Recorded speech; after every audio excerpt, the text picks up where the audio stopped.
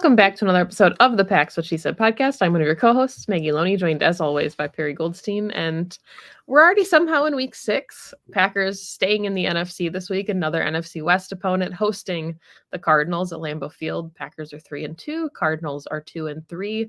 And by the time you're listening to this, we could potentially have seen how the Seattle Seahawks and the San Fran 49ers game shakes out on Thursday Night Football. So really hotly contested NFC right now. There's 9 teams above 500. So should be some good football down the stretch. It's wide open. So Really. the Packers can take the bull by the horns and really run with this thing now if they want to. The next few weeks are really in their sights, I think. Yeah, and it helps them out to have 2 AFC teams coming. We'll talk about the Texans, obviously. Nico Collins going on IR. Probably, a check for the Packers in the right direction. Jaguars are going to play the Bears in London this week. We'll see them in a couple weeks in Jacksonville. But first, an NFC team, and one that is playing pretty well despite being 2-3. Definitely better than their record indicates. And they've been having a lot of fun with the football. Kyler Murray looks really good. Coming back. Marvin Harrison Jr., their rookie wide receiver, is just like we all expected him to be. Everything that was promised. An all-star in the making. And their division is wide open, honestly. I mean, like we said, depending on how the game shakes out tonight, everybody could be at 500, or the Seahawks could be at 4-2 and everybody else below 500, but certainly wide open still, being only week 6. And I don't know, 49ers don't look as good as we thought. The Rams are decimated with injuries. So the Cardinals are still kind of right in the thick of things in their own division. Yeah. And they've been such a surprise. I mean, they've been my surprise of the season so far, because when you looked at the NFC going into the season, you looked at the NFC West and you're like, well, the Cardinals are going to be last. I mean, you just they're coming off a really bad season. They are kind of in rebuild mode. Yes, they got the best wide receiver in the draft, but is that really going to put them over the edge? And they, to your point, I think are playing better football than their 2-3 record indicates. And it will all shake out as the season goes along for longer when we have a larger sample size. But they are a formidable opponent, especially offensively. Now, I think their defense is weak enough to be exploited. Interestingly enough, I think they have all of the same issues as the Packers do. Their defense is very similar to the Packers, I should say, in terms of strengths versus weaknesses, but it should be a really fun game. It initially, I thought, was going to be a little bit more of a gimme game than it is going to be, but it should be really fun. Yeah, I mean, I think the interesting part about this Cardinals team too is that they've been hanging on. They're in 1-score games, except for that loss to the Commanders, which I think surprised everyone, 42-14. Really hard for them to get into that one at all. The Commanders just kind of took that thing over from the beginning, but beat the 49ers last week, which was really impressive. 1-score game. Just blew out the Rams, which was a really impressive 41-10 victory.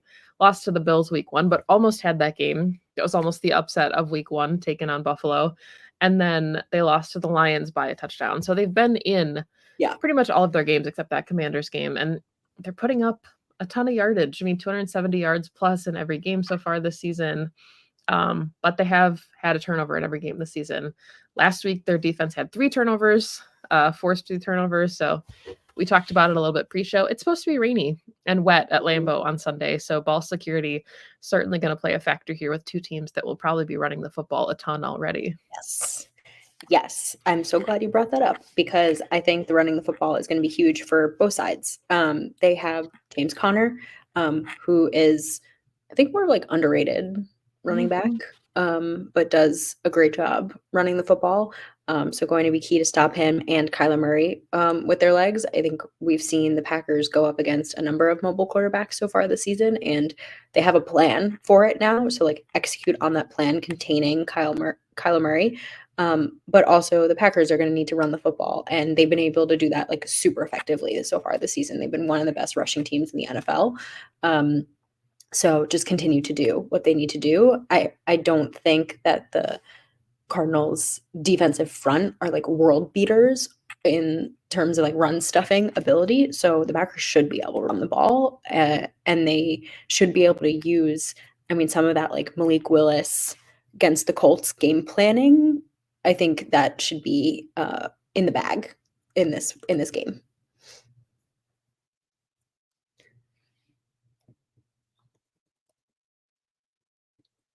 My mic was off. That's not good. Chris Barnes is their inside linebacker. Yes. Right, played at all 5 games for them, so that's kind of fun, to see him, he and Jordan Love are very close friends, so, there is Bo Melton's brother as well over there, Cardinals, so some fun connections there. Max Melton, a starter, but Rich Bisaccia had said in his presser that the brothers could be facing off in some punt and return, drills, so that is kind of funny to see. But yeah, like you said, these are 2 teams that are really, really good at running the football. The Packers are, I think, 3rd, and the Cardinals are 4th with, yards per game on the ground. But the Packers, I mean, the bulk of theirs comes from Josh Jacobs. Mhm. The Cardinals is pretty split between James Conner and Kyler Murray. He's got, I think, more rushing yards through 5 games than he had in his 8 games he played last season already.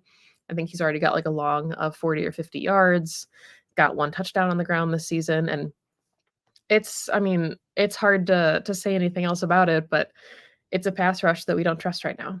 Yep. Right, and they couldn't get home against Matt Stafford behind a backup Rams O-line. So, this Cardinals offensive line is really good. Their left tackle is playing like one of the best in the league. They just had to put starting guard Will Hernandez on IR, so that is tough for them, but their center is playing really well, one of the better centers right now in the league, so it could be a tough day for the Packers if they can get pressure, and if they do bring pressure and Kyler Murray is able to evade that. I think the second is the biggest concern to me because the Packers pass rush will wake up at some point. I really do believe that, but I don't know if this game is necessarily the matchup that I think that they're going to come alive, considering what Kyler Murray can do with his legs and the way that he can like very naturally evade pressure. That's like one of his strong suits as a quarterback. So to me, it's like defensive front, can you contain, lane integrity, contain. I think, I've seen it, a little bit on social media this week, but Evan Williams, we talked about it, is playing just exceptionally well in his kind of debut, the first time he got to play like an entire game. Xavier McKinney is PFF's highest graded safety right now in the NFL. Evan Williams is, I think, their 9th graded safety after his starting game. 2 of them are Green Bay's just highest rated defenders, the 2 of them together. So really impressive stuff from them. We've Mhm. seen like if it were me, there's a reason I'm not a defensive coordinator in the NFL, but if it were me, it's Edge Cooper all day, and he's the spy on Kyler Murray because he's the only one I really trust to be able to have the speed and agility to make those plays and stop him before he gets kind of scrambling or picking up first downs. And I don't know what that looks like. I obviously it's still going to be Quay out there as well, but I think what I'd like to see from the Packers as they get deeper into the season, like we saw Javon Bullard, we saw Evan Williams. I know Mhm. Oladapo didn't really have any preseason, didn't have a ton of training camp because he was coming back from the injury, but like there's a part of me that wants to see them get young Slider at inside linebacker and quick. So I don't know if that's Tyron Hopper next to Cooper. I'm not like calling for Quay to lose his job or anything, but I think the way that we've seen them get creative with some of these personnel packages, some of these really mobile quarterbacks are going to call for some lighter boxes, and that would make me think you'd put like Oladapo and Hopper out there next to Cooper because I think they just need to get fast and they need to get downhill quick.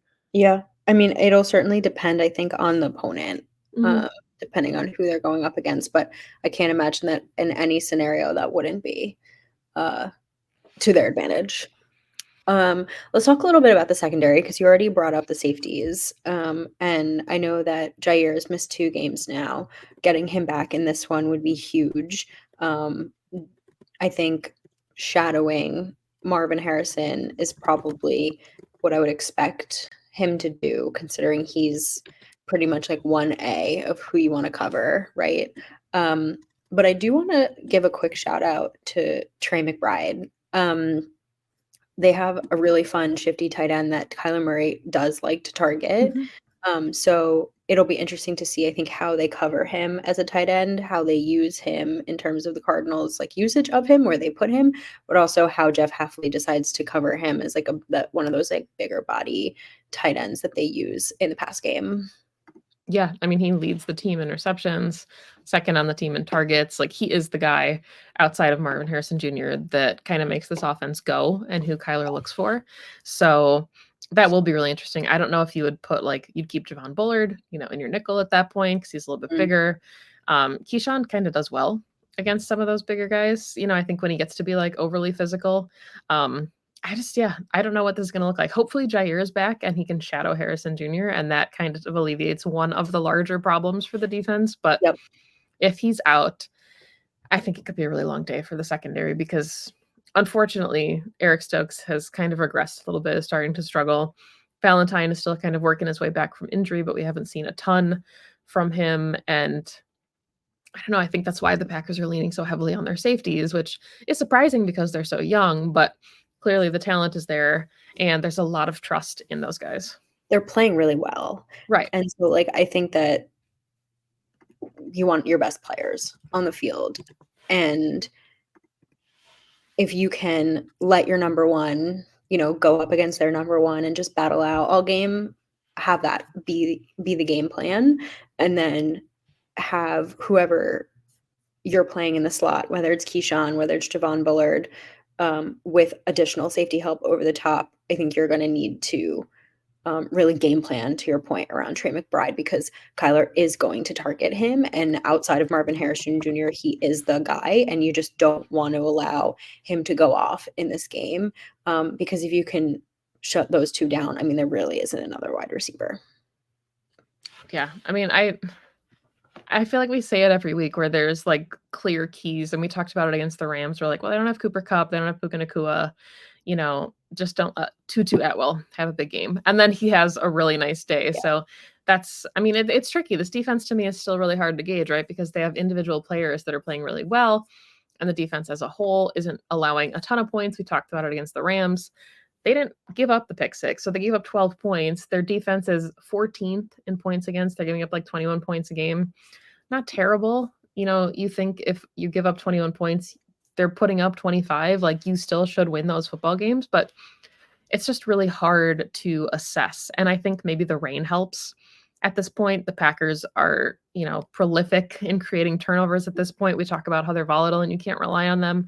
And then every game they have at least one, if not two turnovers. So yeah, they're clearly banking on getting the ball, and the rain will certainly factor into that on Sunday. But yeah, it's just hard to bank on turnovers long term without seeing, additional reasons to be proud of the defense, Not long term, but I think there is something to be said for the fact that they're being consistent with it. And I do think this is going to be another game where the Packers will get another takeaway. Not even because of the weather.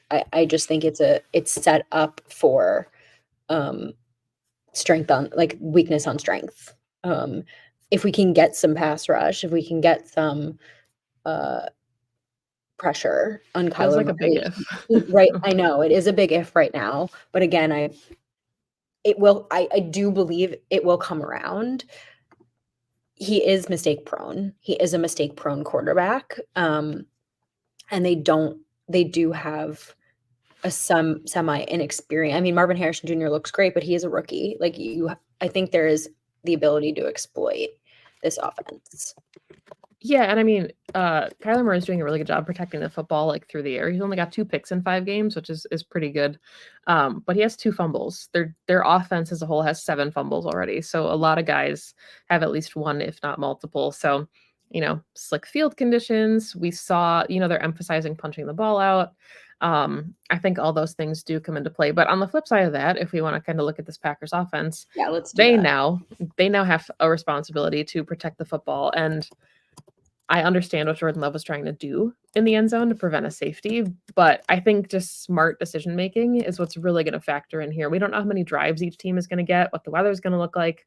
I thought this was interesting. Not sure if you saw it. The Packers social media team put out that weeks 4 and 5 were the first time in 45 seasons that the Packers had consecutive 95-plus yard drives. in back-to-back games.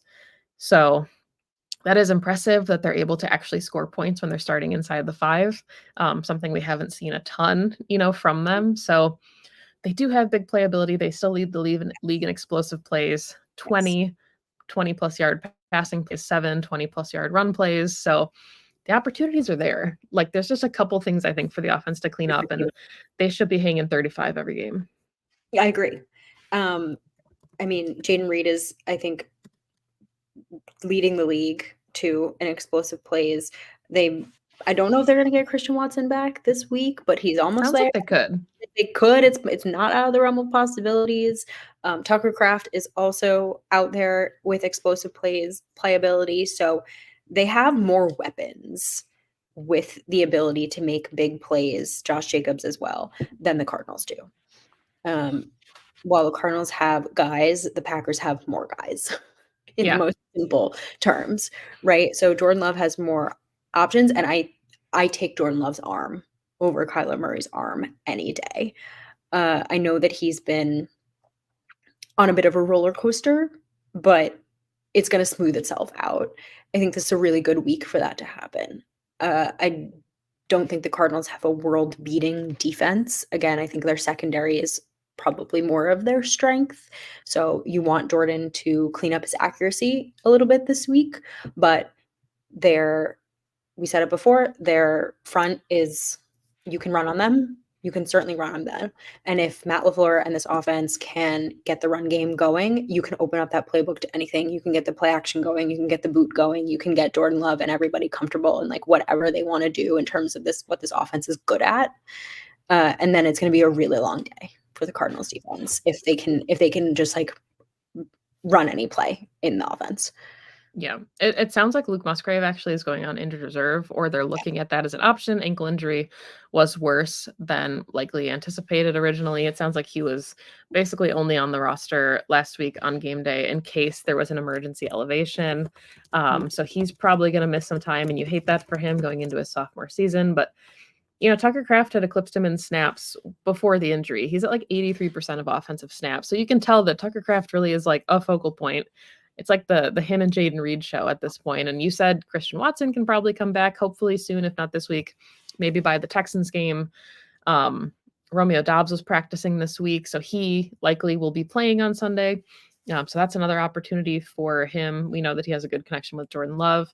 Hopefully Dontavian Wicks can kind of clean up some of his drops. But yeah, the Packers aren't hurting for weapons and pass catchers and players to go make plays.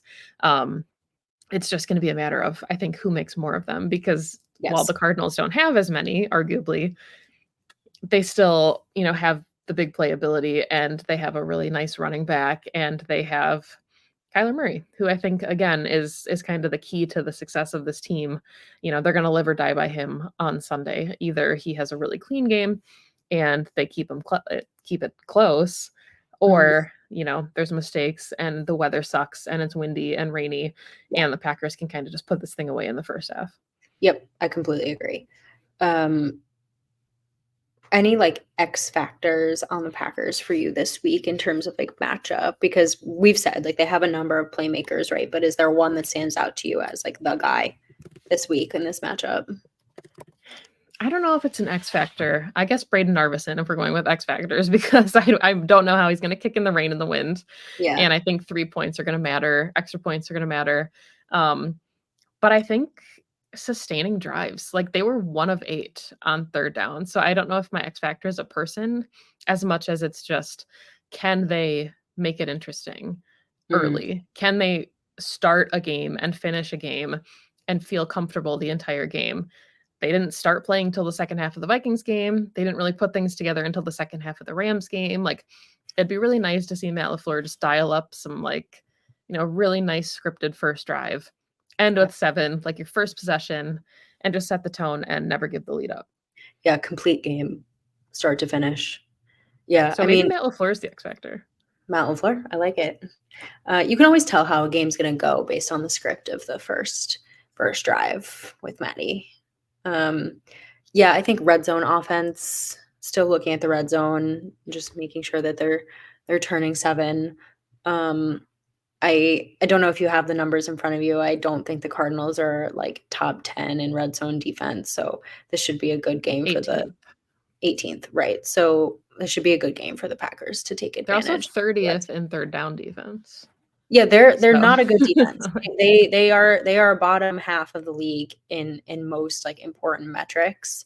So this offense should be able to do whatever it is they'd like to do against them. And I think I would like to see this be. We've been saying this for a few weeks now, but I would like this to be the week where they start to kind of put it all together. yeah, and I mean, I think, by the same token that the Packers defense is also in for a tough day if it's raining and tackling and, Yes. it could get messy the same way we saw in Brazil. The Packers defense has been better against the run in recent weeks. And I know Kyron Williams last week was the first running back to go over 100 yards this season on them, but yeah, the Cardinals are 28th. I think Saquon had over 100. I think it was combined though, passing and rushing. Mm. But like this is a 28th ranked defense in rushing yards. They're also 28th in net yards per passing attempt. So like I kind of see Jordan Love taking some shots. Yeah, go But for it.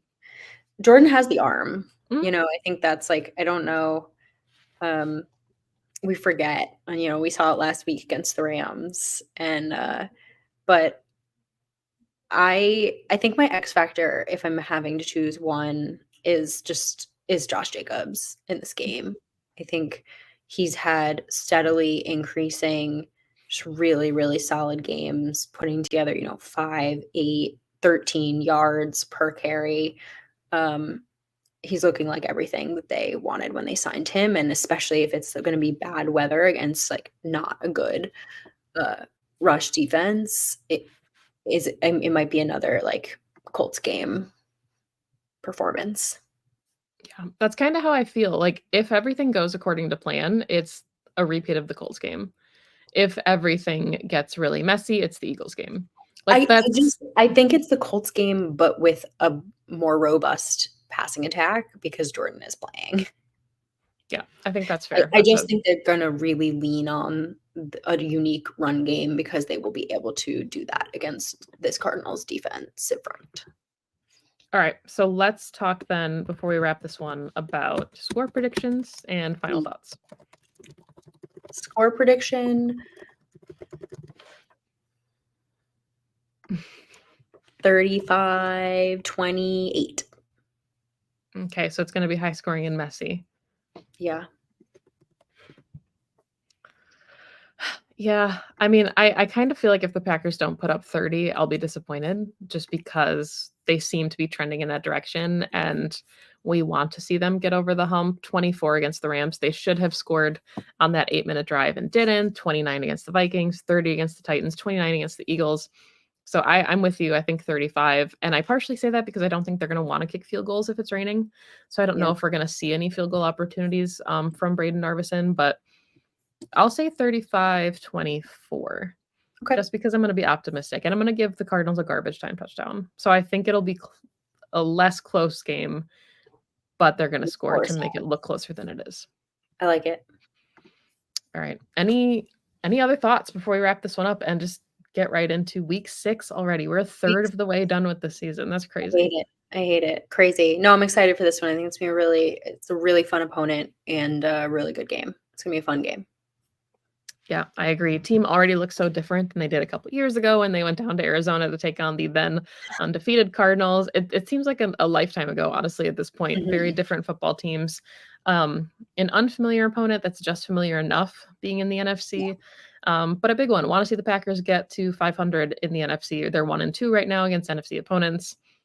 Take this one and then go play some AFC teams and start stacking wins. So thank you, as always, for listening to the Packs What She Said podcast. You can find us on Twitter at PWSS Podcast, Perry at Perry_Goldstein, me at Maggie J. Loney.